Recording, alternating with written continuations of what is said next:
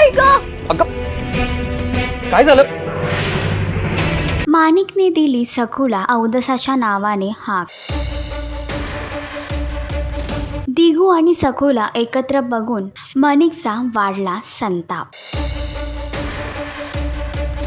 सखा माझा पांडुरंग या मालिकेच्या आगामी भागामध्ये एक नवा ट्विस्ट लवकरच प्रेक्षकांना पाहायला मिळणार आहे. एकीकडे सखू दिगूच्या घरामध्ये तुळजा या नावाने राहत आहे आणि घरातलं मोलकरीण्याचं काम करत आहे, तर दुसरीकडे माणिकने सखूला असं सांगितलं आहे की तिचं आणि दिगूचं लग्न झालं आहे. पण सखूला मात्र हे मान्य नाही आणि तिला अजूनही आपल्या आहोंची आस आहे की ते तिला पुन्हा भेटते. तर दुसरीकडे अंधारातून चालत असताना सखूच्या पायाला ठेस लागते आणि ती खाली पडते. ते बघून दिगू तिला सावरायला येतो. माणिक सखू आणि दिगूला एकत्र बघते आणि तिचा संताप वाटतो. एवढंच नव्हे तर ती दिगूला विचारते की एवढ्या रात्री तुम्ही दोघं एकत्र काय करताय. तर आता दिगू माणिकने विचारलेल्या प्रश्नाचं नक्की काय उत्तर देणार हे जाणून घेण्यासाठी मालिका नक्की पहा आणि अशीच अपडेट जाणून घेण्यासाठी तुम्ही आमचं चॅनल डेली चिका रिजनल ह्याला लाईक, शेअर आणि सबस्क्राईब नक्कीच करा.